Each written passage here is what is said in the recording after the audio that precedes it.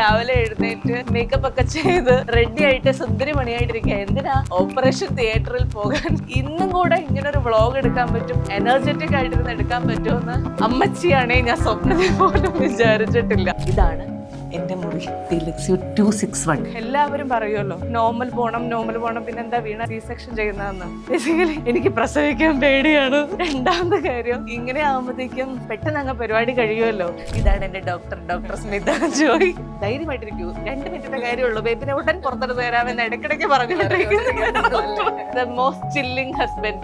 വെറുതെ കറങ്ങി നടക്കുകയാണ് പ്രധാന വിനോദം. ഭക്ഷണം കഴിക്കുക, ഉറങ്ങുക, ക്ലബ് സാൻഡ്വിച്ച് ഓർഡർ ചെയ്യുക, പകുതി കളയുക, ഇതൊക്കെയാണ്. ഞാനിത് നോക്കിയപ്പോ വീട്ടിൽ നിന്ന് അയൺ ബോക്സ് വരെ എടുത്തോണ്ട് വന്നേക്കുന്നു രാവിലെ ഇത് തേക്കാനായിട്ട്. എന്റെ ഓപ്പറേഷൻ തിയേറ്ററിലേക്കുള്ള ക്യാമറമാനെ.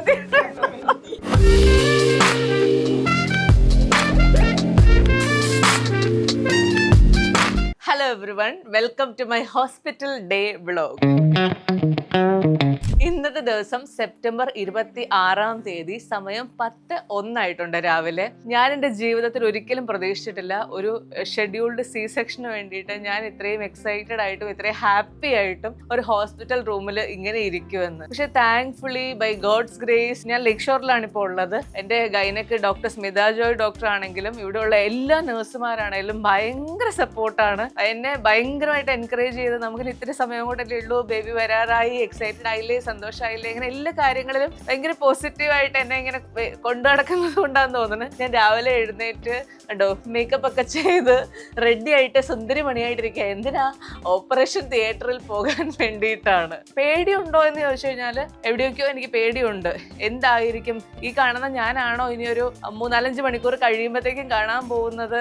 ഒരു കുറച്ച് സമയം കൂടെ കഴിഞ്ഞാൽ കയ്യിലൊരു വാവ വരുന്നു, ജീവിതം എന്താണ് മാറാൻ പോകുന്നത്? ഇങ്ങനെയൊക്കെയുള്ള കുറെ വ്യാകുലതകളൊക്കെ എനിക്കുണ്ട്. പക്ഷെ എന്നാലും ഞാൻ മൊത്തത്തിൽ ഭയങ്കര ഹാപ്പിയാണ്. കാരണം കഴിഞ്ഞ ഒരു 9 മാസത്തെ എന്റെ ജേർണി എടുത്തു കഴിഞ്ഞാൽ എനിക്ക് വലിയ ബുദ്ധിമുട്ടുകളൊന്നും ഇല്ലാതെ വളരെ സമാധാനപരമായിട്ടുള്ള ഒരു പ്രഗ്നൻസി ജേർണിയാണ് ഉണ്ടായിരുന്നത്. അതിന് special thanks to my gynaec doctor.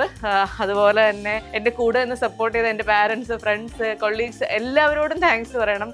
ഇന്നും കൂടെ ഇങ്ങനെ ഒരു വ്ളോഗ് എടുക്കാൻ പറ്റും, അതും ഇത്രയും എനർജറ്റിക് ആയിട്ടിരുന്ന് എടുക്കാൻ പറ്റുമെന്ന് അമ്മച്ചിയാണേ ഞാൻ സ്വപ്നത്തിൽ പോലും വിചാരിച്ചിട്ടില്ല. അപ്പൊ ഞാൻ വിചാരിച്ചു ഈ വ്ളോഗ് എടുക്കുമ്പോൾ നമ്മൾ ഈ ഒരു റൂമും കൂടെ ഒന്ന് കാണിച്ചേക്കാം നിങ്ങളെ. അതായത് നമുക്ക് എപ്പോഴും സി സെക്ഷന് പോകുന്നു, ഓപ്പറേഷന് കയറ്റുന്നു, ഭയങ്കര ഭീകരമായിട്ടുള്ള അന്തരീക്ഷമാണ്, ഇങ്ങനെയൊക്കെയുള്ള ഒരു ചിന്തയായിരിക്കുമല്ലോ നമുക്ക് പലപ്പോഴും ഉണ്ടാവുക. അപ്പം നിങ്ങളെ ഈ റൂം ഒന്ന് കാണിക്കാം.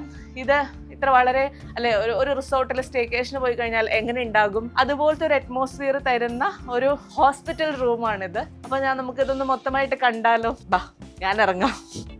എൻ്റെ 4 ഇരട്ടിയുള്ള ഒരു നൈറ്റിയാണ് ഞാൻ ഇട്ടേക്കുന്ന ഗൈസ്. കാരണം എൻ്റെ അമ്മ എന്നോട് ഞാൻ ഫ്രണ്ട് ഓപ്പൺ ഉള്ള കുറച്ച് സ്റ്റൈലിഷ് ട്രെൻഡി തുണി വാങ്ങിച്ചുകൊണ്ട് വരാൻ പറഞ്ഞപ്പോൾ എൻ്റെ അമ്മ വാങ്ങിച്ചു തന്ന സാധനമാണിത്. ഇവരെന്തെങ്കിലും ആവട്ടെ, കറക്റ്റ് വിളിച്ച് പറയുന്ന സമയത്ത് ഇതെല്ലാം കൊണ്ടു തരുന്നുണ്ടല്ലോ. ഇവരെല്ലാവരും ഇവിടെ ഉണ്ടായിരുന്നു കേട്ടോ. എൻ്റെ ഹസ്ബൻഡ്, അമ്മ, ജീവൻ്റെ അമ്മ, എല്ലാവരും ഇവിടെ ഉണ്ടായിരുന്നു. എല്ലാവരെയും ഞാനൊന്ന് വീഡിയോ എടുത്തോട്ടെ, നിങ്ങളൊക്കെ ഒന്ന് പുറത്തേക്ക് ഇറങ്ങി നിൽക്കുമെന്ന് പറഞ്ഞ് പുറത്തേക്ക് തള്ളി വിട്ടേക്കാണ്. അപ്പം നമുക്ക് ഈ മുറി തുറന്നു വരുന്നോട്ട് കാണാം. ബാ.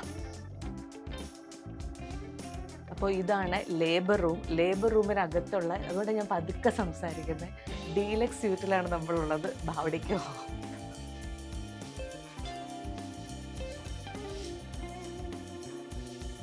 ഇവിടേക്ക് റെസ്ട്രിക്റ്റഡ് എൻട്രി ആണ് ആക്ച്വലി ഉള്ളത്. പക്ഷേ നമുക്കിന്ന് വീഡിയോ എടുക്കാൻ വേണ്ടിയിട്ട് അവർ പ്രത്യേകം പെർമിഷൻ തന്നേക്കുന്നതാണ്. ഇതാണ് എൻ്റെ മുറി, ഡീലക്സ് 261. ഞാൻ പറയാം 261 മതി, 3 കൂട്ടുമ്പോൾ 9. 9 നല്ല നമ്പറാണ്, ലക്കി നമ്പറാണെന്നാണ് എൻ്റെ ഒരു വിശ്വാസം. കമോൺ.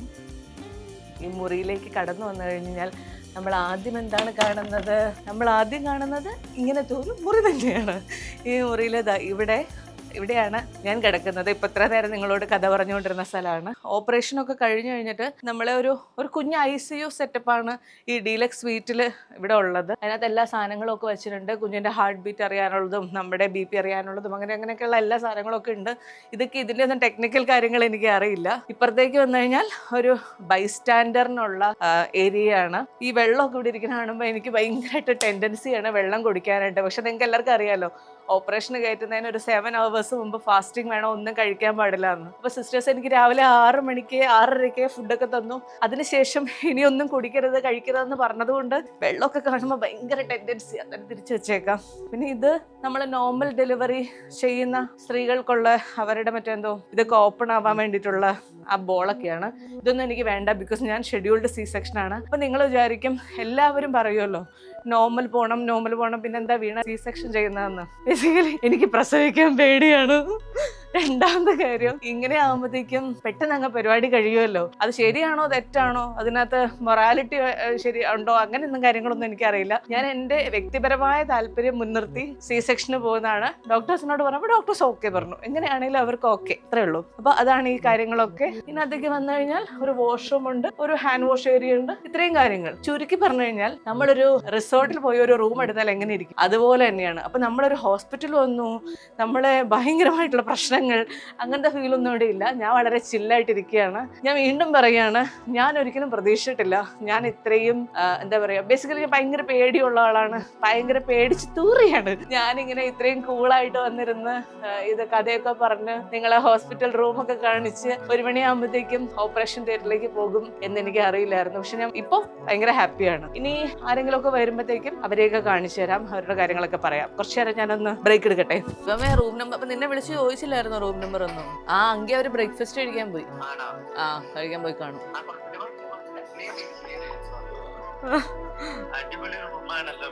ഉണ്ടല്ലേ, പടമൊക്കെ ഉണ്ട് റിലാക്സ്ഡ് ആവാനായിട്ട്.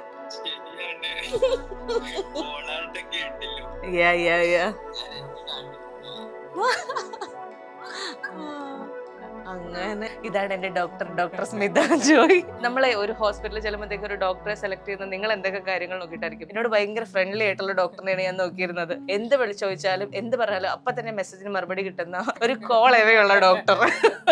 Thank you so much doctor. എന്നോട് ഇങ്ങനെ ധൈര്യമായിട്ടിരിക്കൂ, 2 മിനിറ്റത്തെ കാര്യമുള്ളൂ, ബേബിനെ ഉടൻ പുറത്തെടുത്ത് തരാമെന്ന് ഇടയ്ക്കിടയ്ക്ക് പറഞ്ഞുകൊണ്ടിരിക്കുന്നു.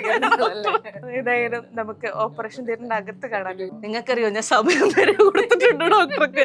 1:25 1:25 1:45 ഇടയ്ക്ക് എനിക്ക് എന്റെ കൊച്ചിനെ പുറത്തെടുത്ത്. അതുവരെ ഡോക്ടർ ഓക്കെ. ഇതൊക്കെ ആരോടും പറയാൻ പാടില്ലല്ലേടോ. എന്തായാലും താങ്ക് യു ഡോക്ടർ. അപ്പൊ കാണാം. നിങ്ങൾക്കിപ്പോ പരിചിതമായ മുഖമായിരിക്കുമല്ലോ അല്ലേ? എന്താ എന്റെ ഈ അവസരത്തിൽ പറയാനുള്ളത്? Wish you all the very best. Everything will be fine. ഒന്നും പേടിക്കാനില്ല.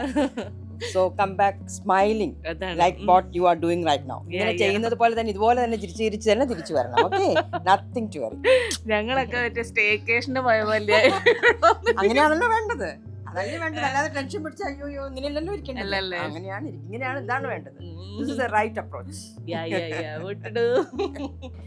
രണ്ടെണ്ണം തന്നെ.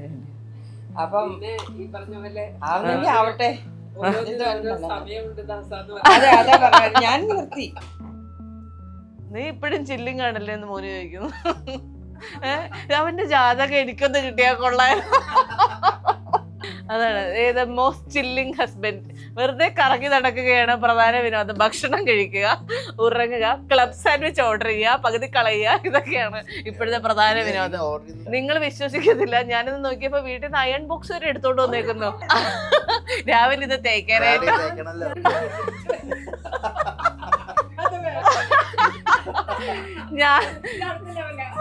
ഞാൻ അറിഞ്ഞില്ല ഗൈസ്, എന്റെ വീട് മൊത്തം ഇവൻ പാക്ക് ചെയ്ത് കൊണ്ടു.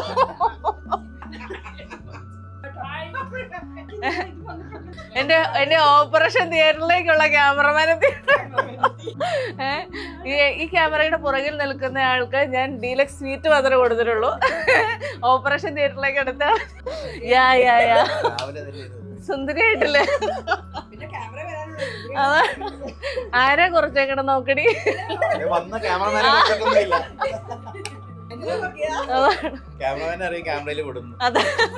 അല്ല ഇവളുടെ കൂടെയാണ് ഞാൻ കഴിഞ്ഞ ദിവസം ഒരു ഫോട്ടോഷൂട്ട് ചെയ്തതിന് നാട്ടുകാരെല്ലാരും അറഞ്ചം പുറഞ്ചം എന്നെ ചീത്ത വിളിച്ചുകൊണ്ടിരിക്കുന്നത്. ചേരുന്ന തുണി ഇടണം എന്നൊക്കെ പറഞ്ഞിട്ട്. ഇവളായിരുന്നു അതിനുള്ള ഉത്തരവാദി. എന്താ വെച്ചാ പറയാനുള്ള പറഞ്ഞു. എടി കോട്ടൺ വേറെ വേറെ നല്ല ഭംഗിയുള്ള ഉടുപ്പുകളൊക്കെ ഇല്ലേ, അമ്മ ഇങ്ങനെ വാങ്ങിച്ചോണ്ട് വരുമെന്ന് ഞാൻ വിചാരിച്ചില്ല. ആണോ? ഇപ്പൊ ഇത് കഴിയുമ്പോഴത്തേക്ക് ഇങ്ങനെ നടക്കാനൊന്നും പറ്റൂല അല്ലേ അമ്മേ? പറ്റൂല, കിടക്കേണ്ടി വരും. അയ്യോ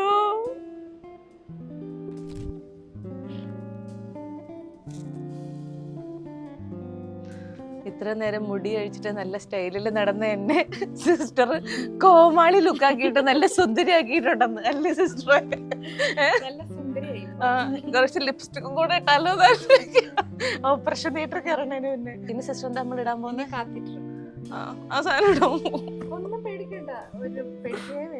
ആണല്ലേ?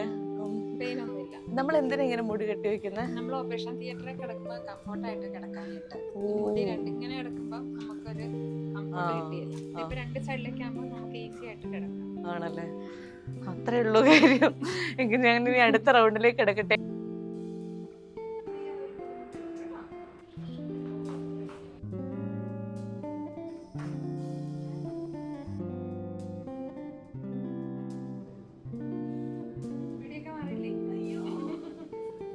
ഞാനിങ്ങനെ പേടിച്ച് നിറച്ച് സിനിമയിൽ അഭിനയിച്ചോണ്ടിരിക്കുക. ചുറ്റും ക്യാമറകളോ